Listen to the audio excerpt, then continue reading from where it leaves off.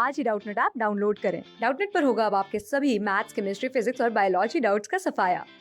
बस अपने क्वेश्चन की फोटो खींचो, उसे क्रॉप करो और तुरंत वीडियो सोल्यूशन पाओ। Download now. अब पढ़ते हैं relative stability of staggered and Eclipse conformations of ethane की। ठीक है, तो इक्लिप्स कन्फर्मेशन कैसी होती है? न्यूमैन प्रोजेक्शन बना रही हूँ। ये मेरा सामने वाला कार्बन हो गया और पीछे वाले कार्बन के लिए मैंने सर्कल बनाया हुआ है।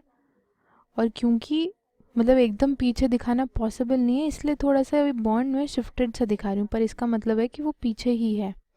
ठीक है, तो ये हो गई हमारी इक्लिप्स्ड कन्फर्मेशन।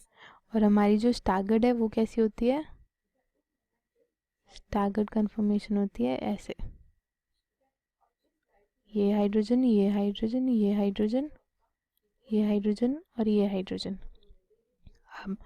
अब देखिए एक्लिप्स कन्फर्मेशन में क्या है, इस हाइड्रोजन, ये वाला जो हाइड्रोजन है वो एकदम इसके सामने है। ठीक है, बिल्कुल सामने है। तो इन दो हाइड्रोजन्स के बीच का जो डिस्टेंस है ना, वो इन लोगों ने पता किया, वो होता है 2.29 एंगस्ट्रॉम्स। ठीक है, और इन दो हाइड्रोजन्स का बीच का डिस्टेंस जब पता किया ना, वो आया 3.1 एंगस्ट्रॉम। ठीक है, तो ये दोनों हाइड्रोजन्स क्या हुए? ज़्यादा पास हो गए।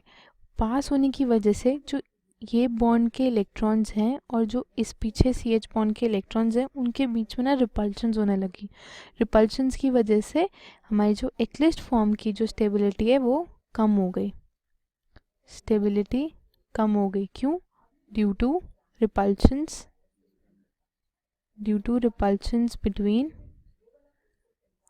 Electron clouds of CH bonds, है ना।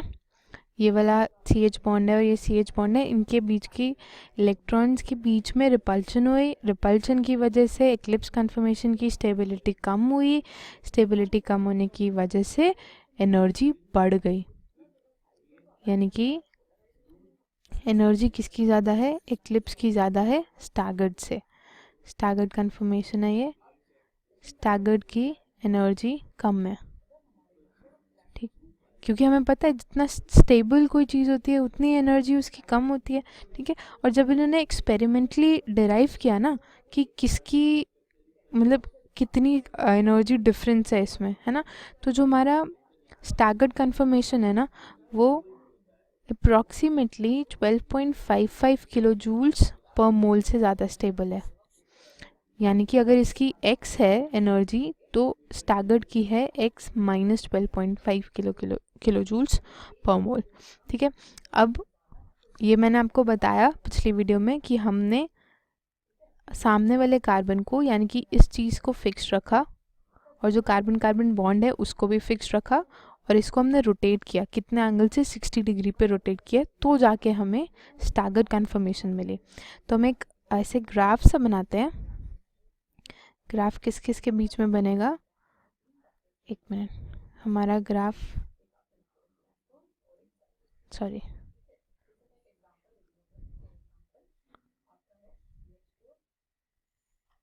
ठीक है, तो जो हमारा ग्राफ है वो बनाएंगे हम पोटेंशियल एनर्जी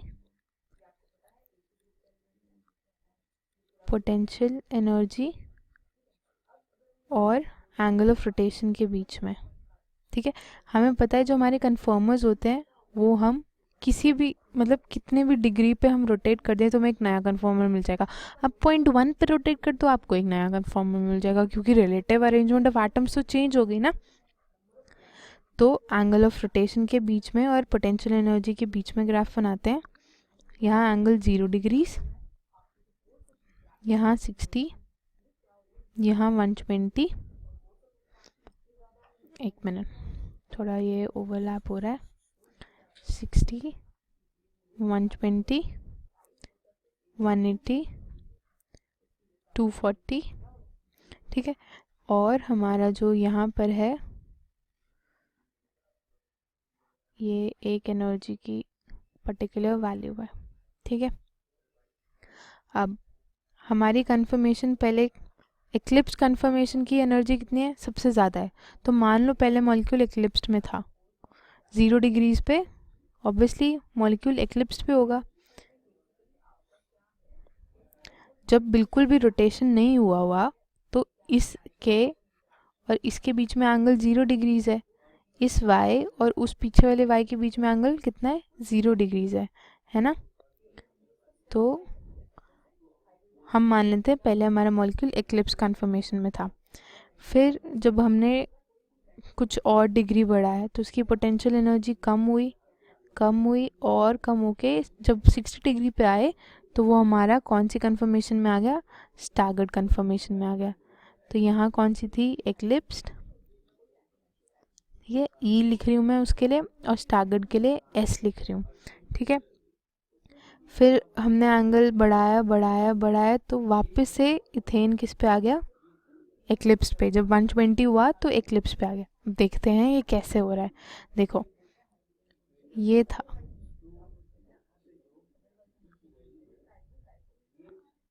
एक्लिप्स था, ठीक है। अब मैं इसी पे दिखाती रहती हूँ। 60 डिग्री रोटेट किया तो हमारे पीछे वाले अब कहाँ गए, 60 डिग्री रोटेट करने पे यहाँ पे, सही बात है। अब दोबारा से 60 डिग्री रोटेट करो, दोबारा से 60 डिग्री रोटेट करोगे तो ये वाली ब्लू वाली लाइन यहाँ आ जाएगी, ये वाली ब्लू लाइन यहाँ आ जाएगी और ये वाली ब्लू लाइन यहाँ आ जाएगी। तो हमें क्या मिलेगा वापस से 60 डिग्री रोटेट करने पे, ये है ना। तो ये कौन सी कन्फर्मेशन है, हमें वापस से एक्लिप्स्ड मिल गई। तो हम जब 120 डिग्री पे पहुँचे तो हमें वापस से एक्लिप्स्ड कन्फर्मेशन मिल गई। तो यहाँ पर भी कौन सी है, एक्लिप्स्ड। अब दोबारा से 60 डिग्री रोटेट करते हैं। अब ये वाला जब हम दोबारा से 60 डिग्री रोटेट करेंगे तो ये वाला बॉन्ड कहाँ आ जाएगा, इन दोनों के बीच में, ये वाला बॉन्ड कहाँ आ जाएगा, इन दोनों के बीच में, और ये वाला इन दोनों के बीच में। तो जो हमारे नई कन्फर्मेशन होएगी वो क्या होएगी, ये कौन सी हो गई, ये वापस से स्टैगर्ड हो गई, है ना। तो इससे हमें क्या पता चलता है कि जो हमारी कन्फर्मेशंस हैं वो ऐसे ऐसे हो रही हैं, मतलब एक्लिप्स्ड और स्टैगर्ड के बीच में घूम रही हैं, ठीक है। और जो इस एनर्जी डिफरेंस है, एनर्जी डिफरेंस हमें कितना पता चला, एनर्जी डिफरेंस है, ये डिफरेंस जो है वो है 12.55 किलो जूल्स पर मोल। अब ये जो एंगल होता है, आप देखिए हमारी जो सॉहर्स प्रोजेक्शन है उससे समझ में आएगा। मैं एक बारी सॉहर्स प्रोजेक्शन बना देती हूँ। तो ये रही हमारी सॉहर्स प्रोजेक्शन, है ना, इथेन की। अब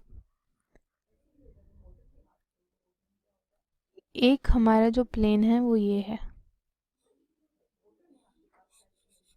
ना। आपको समझ में आ रहा है कि ये दोनों हाइड्रोजन्स ये वाले एक प्लेन में है, ये वाले दो हाइड्रोजन्स एक प्लेन में है ना। और जो हमारे पीछे वाले दो, ये वाला और ये वाला, ये एक प्लेन में है hydrogens,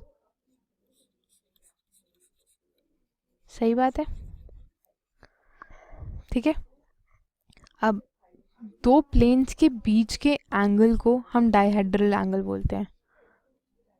angle between two planes is known as dihedral angle, ठीक है। दो प्लेन्स के बीच के एंगल को हम डायहेड्रल एंगल बोलते हैं। तो दो प्लेन्स के बीच में एंगल को हम डायहेड्रल एंगल बोलते हैं। इनफैक्ट दो इंटरसेक्टिंग प्लेन्स, टू इंटरसेक्टिंग मतलब जैसे ये प्लेन है एक येलो वाला, उससे इंटरसेक्ट कौन सा कर रहा है, ये हमारा ब्लू वाला। देखो इसमें थोड़ा गड़बड़ हो गया, क्लियर नहीं आ रहा, दोबारा से बना के देखते हैं। एक हाइड्रोजन ये, एक हाइड्रोजन ये दोनों कहाँ हैं, एक प्लेन पे हैं। ये रहा वो प्लेन, येलो से मैंने मार्क किया, ठीक है। दूसरा हाइड्रोजन कौन सा, एक हाइड्रोजन ये, एक हाइड्रोजन ये दोनों कहाँ हैं, इस प्लेन पे हैं, ये मैंने मार्क किया, ठीक है। तीसरा प्लेन अभी मैंने दिखाया नहीं है, फिर वो कंफ्यूजन हो जाएगा। तो ये कहाँ इंटरसेक्ट कर रहे हैं, इस लाइन पर ये लोग मिल रहे हैं। तो इन दो प्लेन्स के बीच का जो एंगल होता है वो होता है हमारा डायहेड्रल एंगल। तो ये एंगल हमें पता है कितना है, 120 डिग्रीज। तो ये हमारा डाइहेड्रल एंगल हो गया। ठीक है, ऐसे ही जो हमारी स्टैगर्ड कन्फर्मेशन होती है, ये तो हमारी इक्लिप्स कन्फर्मेशन थी। अब स्टैगर्ड कन्फर्मेशन कैसी होगी, ऐसे, और मैं थोड़ा एलोंगेट करके बना रही हूँ क्योंकि इसमें, अब इसमें जो एक प्लेन है ये वाला, ये जो हाइड्रोजन है ना, ये वाला हाइड्रोजन, ये इकलौता सिर्फ एक ही प्लेन पे है, येलो वाले प्लेन पे ना खाली सिर्फ यही वाला हाइड्रोजन है ना। और जो हमारा ये वाला हाइड्रोजन है, ग्रीन से लिखते हैं, ये वाला हाइड्रोजन, ठीक है, ये इकलौता एक प्लेन पे है। ग्रीन वाला प्लेन बनाती हूँ, वो प्लेन कौन सा होगा, ऐसा, है ना। और इन दोनों प्लेन्स के बीच में एंगल कौन सा है, ये वाला एंगल इन दोनों प्लेन्स के बीच में एंगल है, और ये अप्रॉक्सीमेटली 120 का हाफ है, यानी कि ये एंगल है 60 डिग्री। तो हमारी स्टैगर्ड में कन्फर्मेशन में हमारा डायहेड्रल एंगल कितना है, 60 डिग्रीज। तो ये तो हो गई हमारी relative stability of staggered and eclipsed conformation in ethane. अब हम पढ़ेंगे अगले वीडियो में conformational isomers of butane. Class 6 से 12 से लेके नीट, IIT, जेई मेंस और एडवांस के लेवल तक 10 मिलियन से ज्यादा स्टूडेंट्स का भरोसा। आज ही डाउनलोड करें डाउटनेट ऐप या व्हाट्सएप कीजिए अपने डाउट्स 8400 400 400 पर।